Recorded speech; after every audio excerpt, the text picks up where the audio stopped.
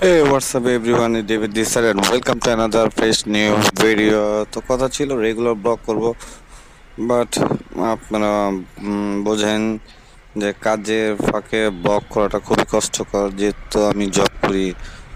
যেই কাজই করি কাজের ফাঁকে ব্লগ করাটা অনেক কষ্ট হয়ে যায় এবং সরি। তো কাজের ফাঁকে আসলে ব্লগ করাটা আসলে খুবই কষ্টকর। ইনশাআল্লাহ নেক্সট আমি খুব খুব খুব করে ট্রাই করব যে রেগুলার ব্লগ করার, রেগুলার আপনাদের ভালো ভালো ভিডিও দেওয়ার। সো চলুন আজকের ব্লগের যে সাবজেক্ট, আজকে ব্লগের সাবজেক্ট হলো আমার আম্মু আমার ফুপির বাসায় যাচ্ছে এবং ফার্স্ট টাইম এবার আমি কোনো পিলিয়ন বসা, মানে ফ্যামিলি পারসন বসে আমি আমার ক্যামেরা মাউন্ট করে ভিডিও করতেছি। সচরাচর আমি কাউকে বসে এরকম ভিডিও করিনি, আমি যাই ভিডিও করছি একা একা করছি।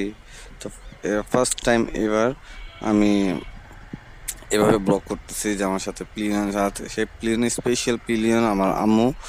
সো তো যেটা হচ্ছে আমার আম্মু আমার ফুপির বাসায় যাচ্ছে, তো চিন্তা করলাম একটা ভিডিও করা যেতেই পারে, যেহেতু রেগুলার ভিডিও করা হয় না কাজের ফাঁকে, যেহেতু একটু সুযোগ পেয়েছি আপনাদের একটা ভিডিও দিই।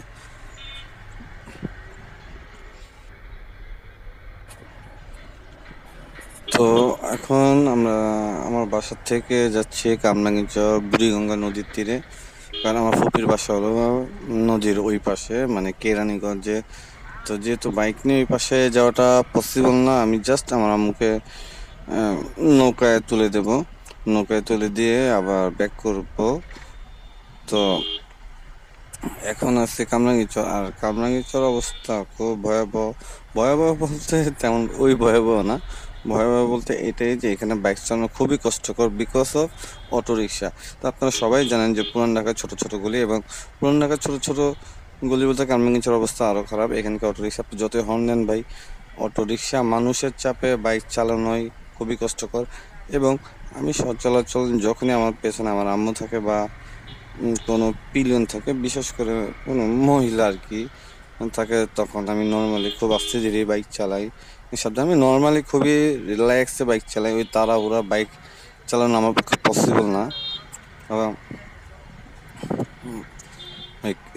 আর অটোরিকশা যে প্রবলেম, অটোরিকশা ভাই ওরা কখন আপনাকে সাইড দেবে না, আর এই জন্য চলে চালানো খুবই টাফ ব্যাপার। এবং যেহেতু পেছনে আম্মু আছে, তো আরও আস্তে ধীরে চালাচ্ছি।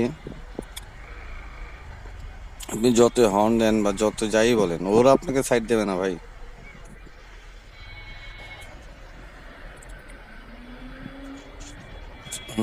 আরও প্রবলেম হলো আপনার মানুষজন, হুম, এই এখন সেই আদিকালের মতোই মনে করে যে চরে কোনো গাড়ি ঘোড়া চলে না। একটা সময় ছিল চরে কোনো গাড়ি ঘোড়া চলতো না, খুবই কম ছিল, রাস্তাঘাটও তেমন ছিল না। বাট এখনও রাস্তাঘাট উন্নত হয়েছে, চরে রাস্তাঘাট অনেক অনেক উন্নত হয়েছে। বাট মানুষগুলো সেই আদিকালের মতোই হয়েছে, মানুষগুলো আপনাকে গাড়ির চোখে দেখতেছে বাট সাইড দেবে না। এবং তারা তাদের কানের সামনে হর্ন আপনি বাজাতে পারবেন না, এই হর্ন বাজালেও তারা সাইড দেবে না যতই বলেন। আর ডান বামের কোনো হিসাব নেই, যে যেভাবে পারতেছে সেভাবে চলতেছে। আর গলি তো এমনিতেই ছোট, আর আমাদের রাস্তাঘাটের যে অবস্থা, 12 মাস কাজ লেগে থাকে, দেখেন ভাঙা চূড়া তো আছেই, সেই 12 মাস কাজ থাকবেই। থাক এগুলো, এই সাবজেক্টে নাই যাই। তো আমরা প্রায় বুড়িগঙ্গার কাছাকাছি চলে আসছি, এবং Buriganga one of the popular river in Bangladesh. বাংলাদেশে যতগুলো নদী আছে বুড়িগঙ্গা তাদের মধ্যে অনেক পপুলার, কারণ পুরান ঢাকার পাশেই বুড়িগঙ্গা নদী। আর যেটা হলো শুধু বাংলাদেশ না, বাংলাদেশের বাইরেও খুবই পপুলার। কিন্তু দুঃখজনক হলো একটা সময় ছিল যে বুড়িগঙ্গা নদীতে আমি নিজেও যখন ছোট ছিলাম নদীতে গোসল করতাম বা নদীতে কাছে যাইতাম অনেক সময়ে, মানে ফ্রি টাইমগুলো অনেক পাস করছি। বাট এখন সেই বুড়িগঙ্গা নদী মৃত বললেই চলে, কারণ পানির অবস্থা সে যাচ্ছে তাই। মানে একেবারে নোংরা পানি। নদীর উপরে চলাচল তো আরও অবস্থা খারাপ, কারণ নদীর পানি থেকে দুর্গন্ধ। তো মানে খুবই কষ্টকর ব্যাপার আমাদের, আমরা যারা ঢাকায় আছি। মানে এত সুন্দর একটা নদী, জাস্ট মানুষের কিছু ভুলের কারণে আজকে নদীটা মৃতপ্রায়। আর যারা দেখছেন তারাই বলতে পারেন আগে বুড়িগঙ্গা কী ছিল, এখন কি অবস্থা। সো আমরা নদীর তীরে এসে পড়ছি প্রায়। উম,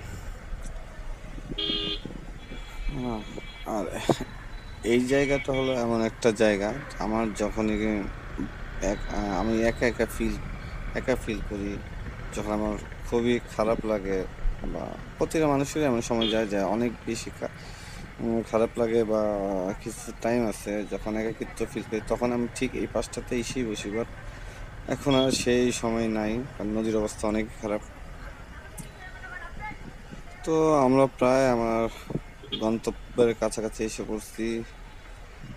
তো আশা করি আজকে ভিডিও আপনাদের ভালোই লাগছে। তো আজকে ভিডিও এই পর্যন্তই থাক। আবার দেখা হবে নেক্সট কোনো ভিডিওতে ইনশাল্লাহ। আশা করি ভিডিও ভালো লাগছে।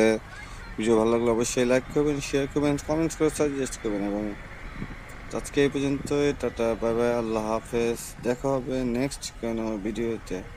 আল্লাহ হাফেজ।